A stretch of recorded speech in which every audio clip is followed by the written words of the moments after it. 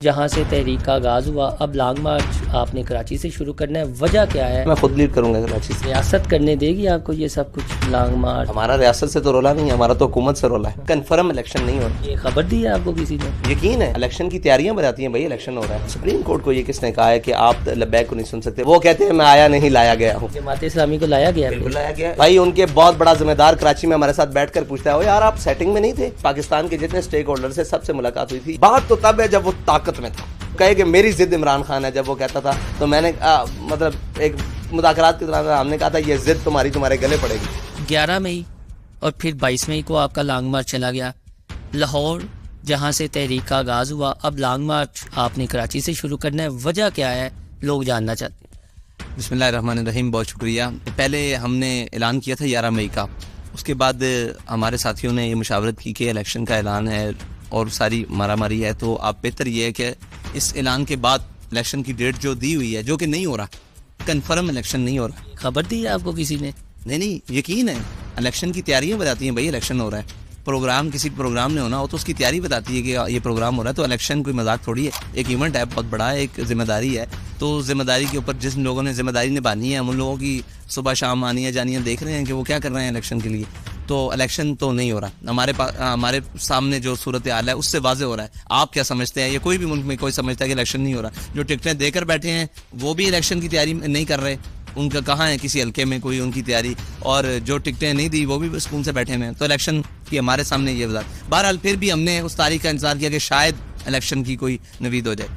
तो इससे बाद हमारी ये काबीना ने क्या कि यहाँ तो गवर्नमेंट है, ये क्या कहते हैं, सेटअप है दूसरा जो अबूरी हुकूमत है, तो उससे बेहतर है कि हम जो लोग हुकूमत के अंदर बैठे हुए हैं वहाँ से शुरू करके और जो मौजूदा फेडरल के अंदर जाएं। तो ये हमारा प्लान हुआ, तो हमने फिर कराची से इसलिए शुरू किया। खुद लीड करेंगे कराची? जी इंशाल्लाह मैं खुद लीड करूँगा कराची से। हमारी पूरी शूरा भी साथ होगी, मरकजी ओहदेदारान सारे इंशाल्लाह। रियासत करने देगी आपको ये सब कुछ लॉन्ग मार्च? हमारा रियासत से तो रोला नहीं है, हमारा तो हुकूमत से रोला है। रियासत को इख्तियार नहीं है हमें रोके। हमारा जमहूरी हक है, हम कहीं भी एहतजाज करें, कहीं भी मार्च करें। हम पाकिस्तान की रजिस्टर्ड इलेक्शन कमीशन की पार्टी। सब एक एतराज़ लब्बैक पे ये आता है कि जो दीनी मामलात होते हैं इन्हें ये अपना मरकज़ी नुक्ता रख लेते हैं। अगर ये दीनी मामलात ना हो तो लब्बैक कहाँ स्टैंड करती है जो अवामी इशूज़ हैं? तो हम आपसे ये जानना चाहेंगे, जो अवामी इशूज़ है, जो माशरती इशू है, जो माशी इशू है, उस पर लब्बैक की क्या हिकमत अमली है? देखिए, पाकिस्तान जब बना है ना, तो एक दीनी इशू था जिसको अल्लामा इकबाल ने उठाया और अल्लामा इकबाल और कायद आज़म ने उठाया और पाकिस्तान बना।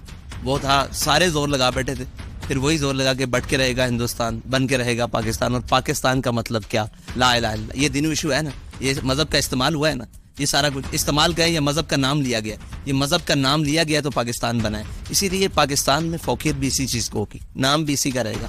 बाकी पाकिस्तान के दूसरे मसाइल के लिए देखें, हमने महंगाई के लिए पहले भी आवाज़ उठाई, फिर शटर डाउन का वो कॉल हुई, बड़ी एहतजाज, अल्हम्दुलिल्लाह हमारा कामयाब रहा ऑल ओवर।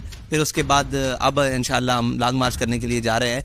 तो दीनी हो, मिली हो, मुल्की हो, कोई भी मसला हो, लब्बैक अपना वाज़े किरदार अदा करती है। आप देखिए, अभी इलेक्शन कमीशन में जहाँ सुप्रीम कोर्ट में जब हमारा गए हैं नुमाइंदे, तो सुप्रीम कोर्ट को ये किसने कहा है कि आप लब्बैक को नहीं सुन सकते? वो कह रहे हैं हम लब्बैक को नहीं सुन सकते। मतलब इतना बड़ा इदारा, यानी क्या इसके बाद आप मुझे बताएं कि क्या किसी हमारे कारकुन के ज़हन में उसकी तकद्दुस बाल रहेगा सुप्रीम कोर्ट का? तो ये जजेस को चाहिए कि अपनी स्टेटमेंट्स और अपनी चीज़ें, कि 22 लाख वोटर की हामिल जमात का एक नुमाइंदा आपके सामने खड़ा है और आप कह रहे हैं कि नहीं सुन सकते। फिर हमारे साथ सबसे बड़ा इलेक्शन कमीशन ने धोखा किया और जुल्म किया कि वो अभी जो मरदमशुमारी में इलेक्शन कमीशन भी दाखिल था, लेकिन मरदमशुमारी वाला एक अलहदा पूरा एक वो शोबा है, उसने तहरीक लब्बैक पाकिस्तान को, TLP में, आपको पता है TLP कराची की भी स्टेक होल्डर है, उसने इतना काम किया। कराची में हमारी 3 सीटें मौजूद हैं, लेकिन उन्होंने मरदमशुमारी के वक्त बाकी सारी जमातों को बुलाया जिनके पास वहाँ की अभी काउंसिलर की सीट भी नहीं है, उनको बुलाया और तहरीक लब्बैक को नहीं बुलाया। तो कराची में जो पुअर परफॉर्मेंस रही ये आपके बल्दियाती इंतखाबात में, वो कोई आपने स्क्रूटनी की,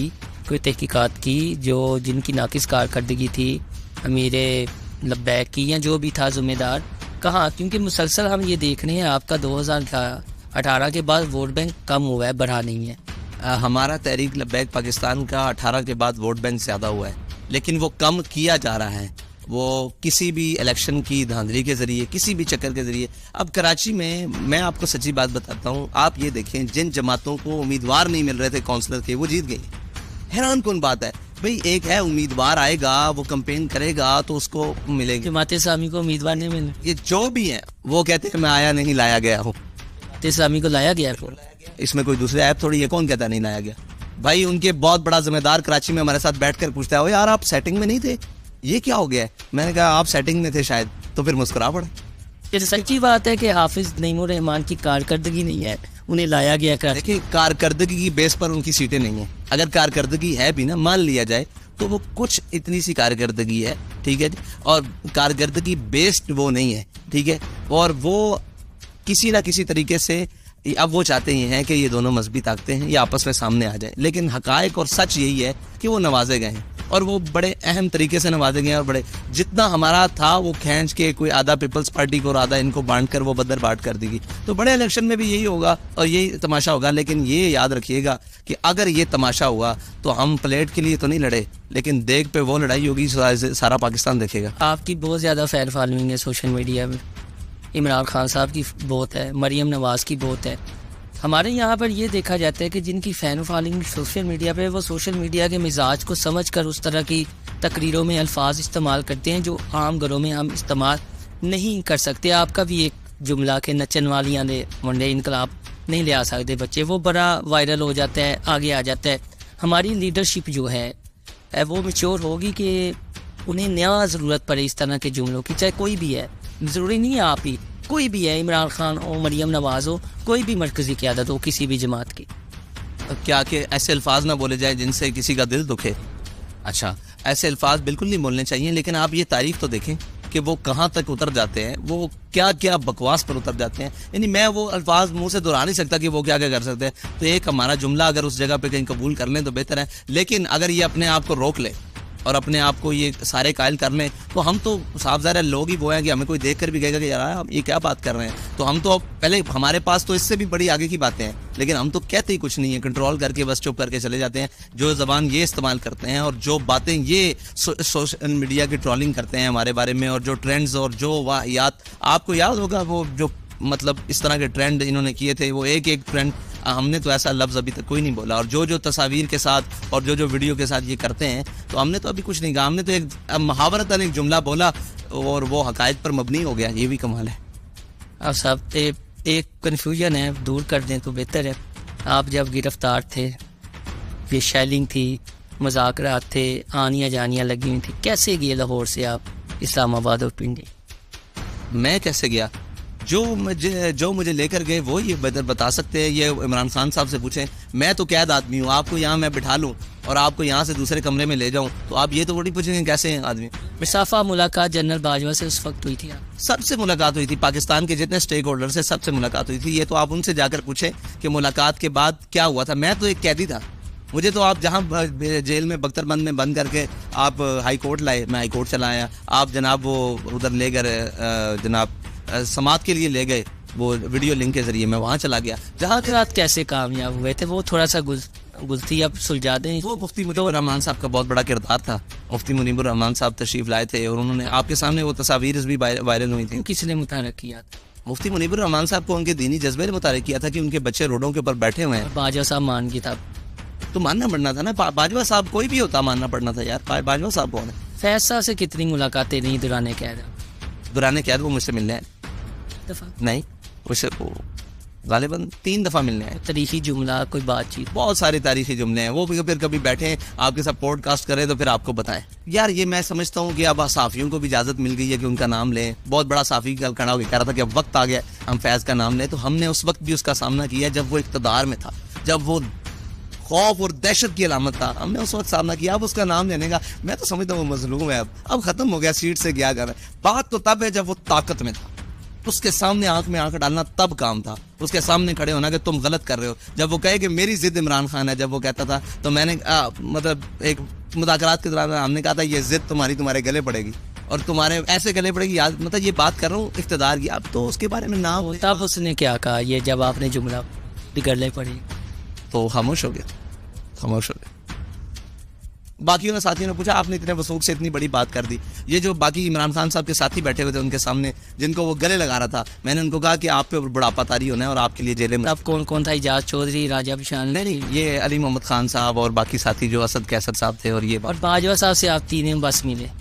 जी, बाजवा साहब से मुलाकात? भाई जो भी मिलने आया मुझसे मिलने आया, मैं किसी से मिलने नहीं गया। यही आप कह रहे हैं क्योंकि मैं तो कैद में हूँ। नहीं, जब बाजवा साहब से मुलाकात हुई, लास्ट में पूछना चाह रहा हूँ, मुफ्ती मुनीब, करीम डैडी जी वो उनसे मिले ना, बाजवा साहब उनसे मिले। और बाजवा साहब आपसे भी मिले थे? बस ऐसे ही सरसरी सी मुलाकात हुई, कोई ज्यादा नहीं। वो वैसे कहते थे कि लब्बैक को सियासत में आना चाहिए जैसा से।